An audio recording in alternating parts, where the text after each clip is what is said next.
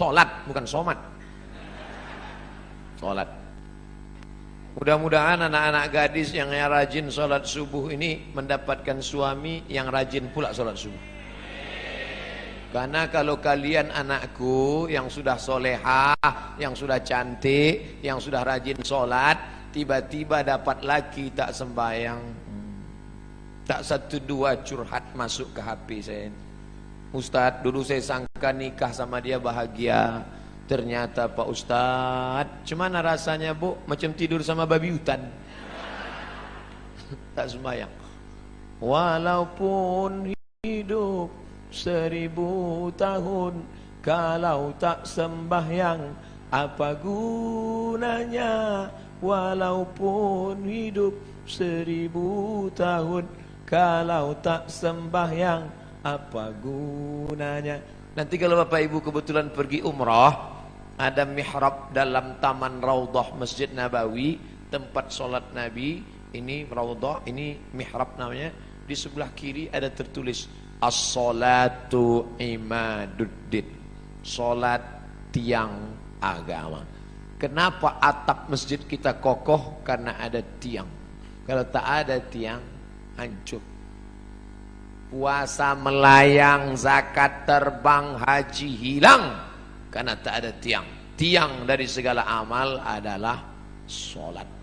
Dan solat waktunya tak boleh digeser. As-salatu ala waktiha. Apa kata panitia tadi malam? Ustadz Somad, jam 4 kami tunggu di pintu. Maka jam 4 kurang 5 saya sudah siap di ruang tamu. Tak boleh. Saya tahu ini orang-orang Pertamina ini disiplin. Kalau sampai meleset sedikit ditinggalkannya kita. Maka saya tunggu tepat. Tapi saya tak bertanya karena dia Pekanbaru sholat subuh jam 5. Ini kok cepat betul? Saya tak tanya. Saya jarang saya nanya-nanya. Masa LCMA nanya? Yalah Pak, pokoknya siap-siap. Sedangkan janji sama Allah tak boleh digeser, apalagi sama manusia tak kita geser, apalagi sama Allah. Ini sekarang banyak yang geser janji sama Allah. Pelembang sholat subuh jam 4 lewat sikit, dibuatnya sholat subuh jam 8. Bangun jam 8, tutup pintu, rapatkan gorden, matikan lampu. Sholli fardhu subhi. Allah. Datang maknya buka pintu nengok. Alhamdulillah, anakku sejak ikut ngaji sama Habib Mahdi ini, solat duhanya pun pakai kunut.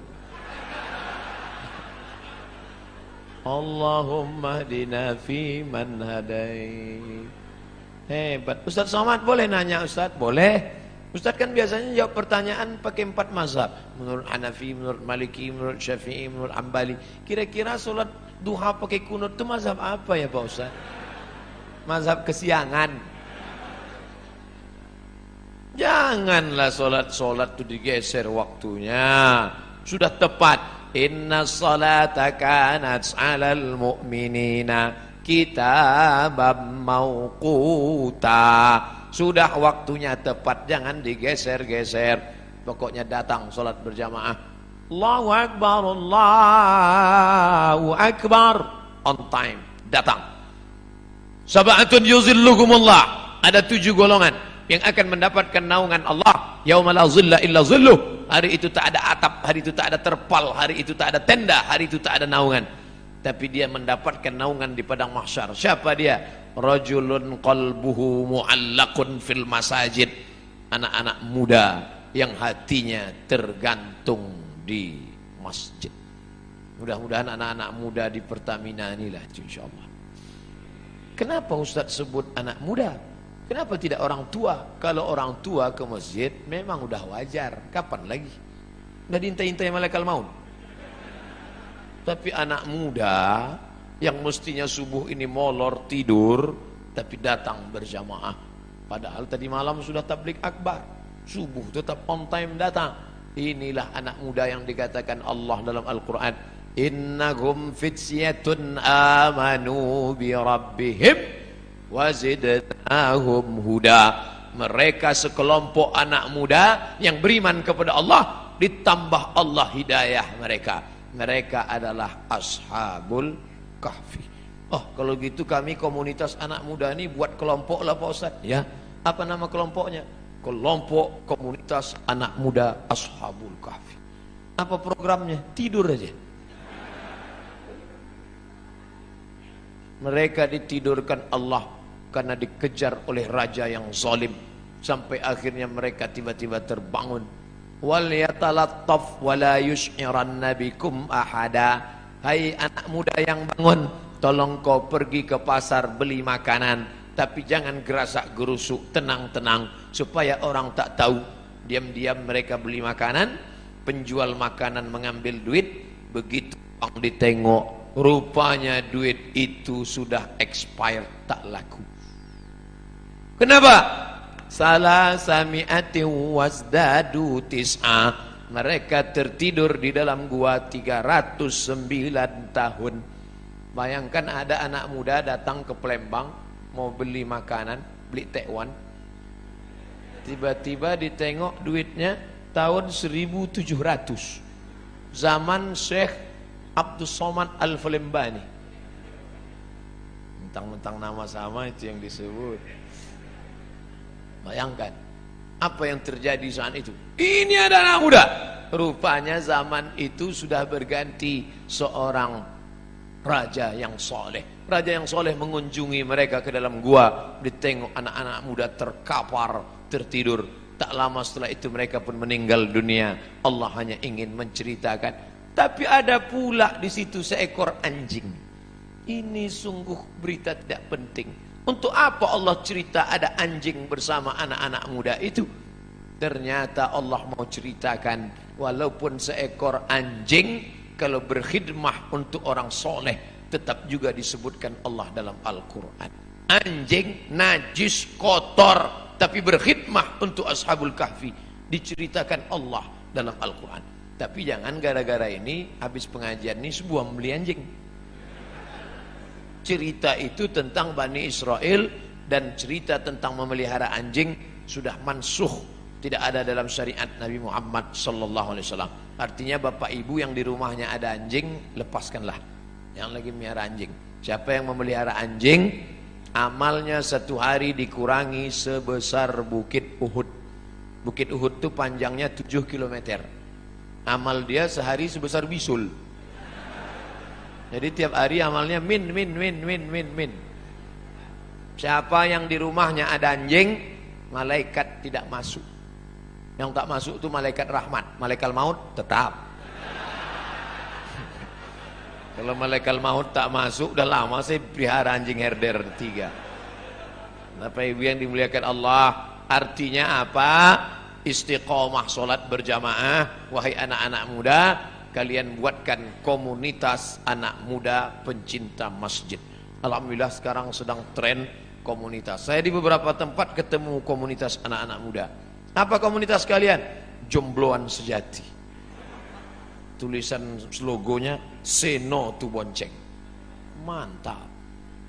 Kalian apa komunitasnya? Ini Pak Ustaz, saya dikasih mereka di Yogyakarta, dipasangkan mereka pemasangan jaket kepada Ustaz Abdul Somad, tulis di belakang, born to ride, ride to Jannah, lahir untuk mengendara menuju surga. Anak-anak geng motor, mantap. Dipasangkan ke saya pun langsung ke airport. Habis subuh pasang langsung ke airport. Semua orang di airport nengok saya. Rupanya jaket itu dipasang naik motor, saya naik pesawat.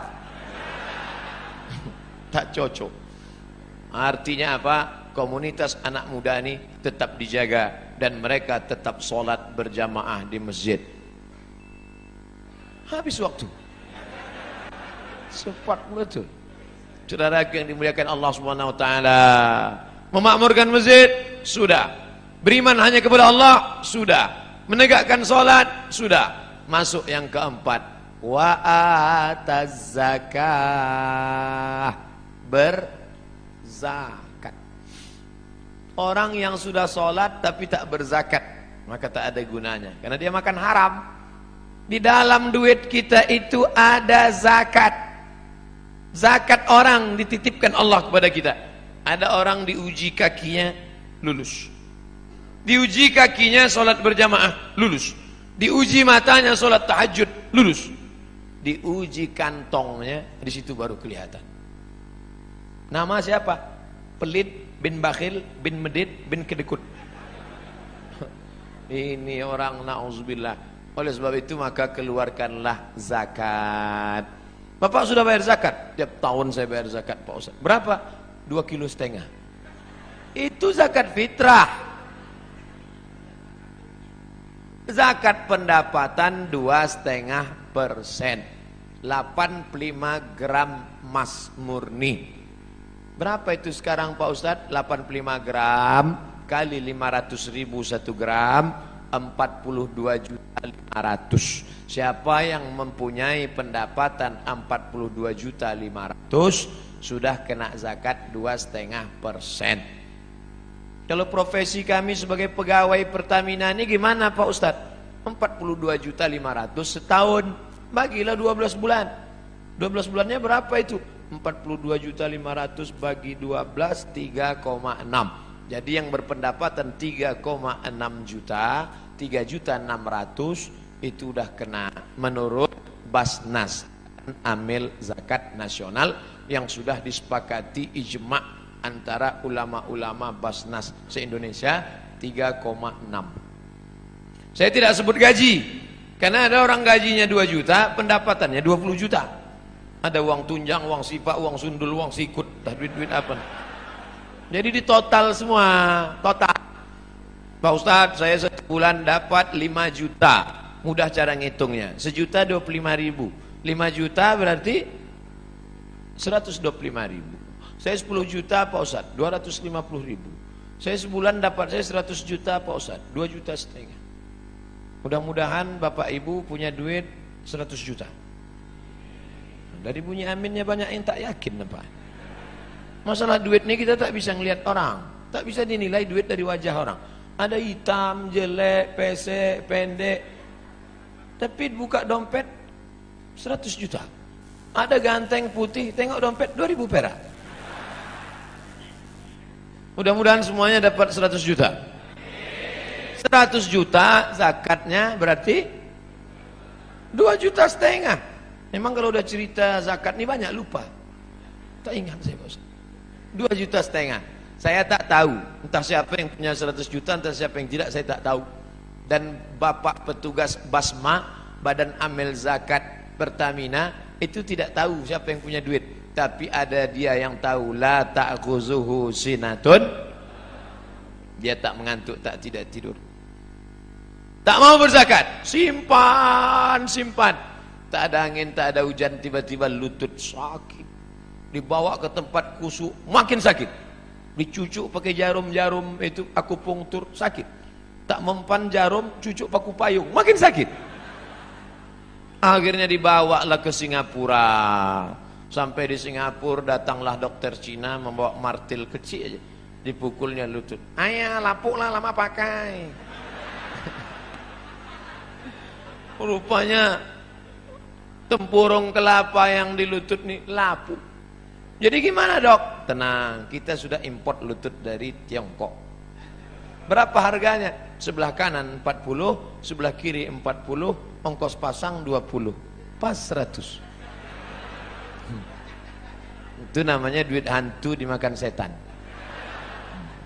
Silakanlah. Yang tak mau bayar zakat tak apa-apa, silakan. Tapi awas. Gimana? Udah ada terasa? Nah, kalau udah ada bayar. Nanti habis ini jumpai Badan Amil Zakat Pertamina, serahkan.